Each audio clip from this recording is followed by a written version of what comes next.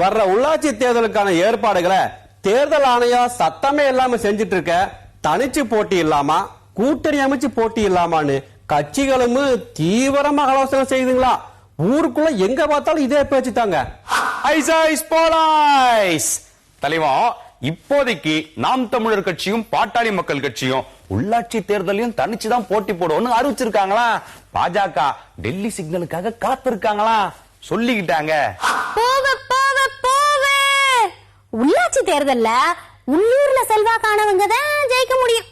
அதனால கூட்டணி அமைச்சு போட்டி போடவா தனியா நின்னு போட்டி போடவான்னு திமுகவுல யோசனையாமா.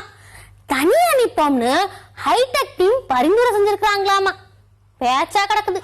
உள்ளாட்சியில கூட்டணியை முறிச்சுக்கிட்டா அடுத்து வரும் பாராளுமன்ற தேர்தல்ல ஆளுங்கட்சியை சமாளிக்க முடியாது.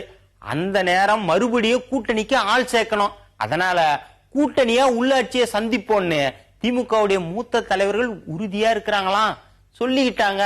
ஐயா, ஆளுங்கட்சியான அதிமுக எப்பவும் போலவே தனியா நிப்போம்னு முடிவெடுத்து வேட்பாளர் தேர்வையும் சத்தம் இல்லாம ஆரம்பிச்சுட்டாங்களா? யார் யாருக்கு வாய்ப்புன்னு ரகசிய ஆய்வும் நடக்குதான், பேசிக்கிட்டுதாங்க ஐயா. நடந்து முடிஞ்ச சட்டமன்ற தேர்தல்ல அந்த ஐவர் அணி டம்மி ஆனதுன்னு வேட்பாளர் தேர்வெல்லாம் வேற மாதிரி நடந்துச்சு. அதனால உள்ளாட்சி தேர்தலையும் சீட்டு வேணும்னா மன்னார்குடி காத்து நம்ம பக்கம் அடிக்கணும் அப்படின்னு பேச்சுங்களாம். நமக்கு என்னங்க தெரியும், வெளியே பேசிக்கிறாங்க. இன்னொரு பக்கம் தலைவா, ராஜ்யசபா தேர்தல் வேட்பாளர் பட்டியல்ல வைத்தியலிங்கத்தை சேர்க்க கார்டன்ல எதிர்ப்பு வந்துச்சா? அதனால சமாதான நடவடிக்கையா தான் கன்னியாகுமரி வக்கீலுக்கு எம்பியாக வாய்ப்பு கிடைச்சா சொல்லிக்கிறாங்க. புதுசா எம்பியான வக்கீலு முன்னாடி தாஜ்மஹல் அதிபரோட நெருக்கமா இருந்தவராமா. வக்கீலோட பொண்ணு கல்யாண விஐபிகள் லிஸ்ட்ல மிடாஸ் அதிபர் தான் முக்கியமானவராமா. அதனாலதான் ஈஸியா டெல்லிக்கு போற வாய்ப்பு கிடைச்சுதான் பேச்சா கிடக்குது.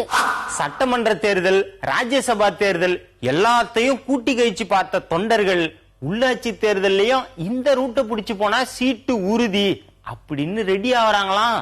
சொல்லிக்கிட்டாங்க. ஐயா, திமுக பக்கம் சட்டமன்ற தேர்தல் போலவே ஹைடெக் டீமோட ஆலோசனைப்படிதான் வேட்பாளர் தேர்வு இருக்கும்னு அழுத்தம் கொடுக்கறாங்களா? இதுல மூத்த தலைவர்கள் சில பேருக்கு வருத்தமா பேசிக்கிட்டுதாங்க ஐயா.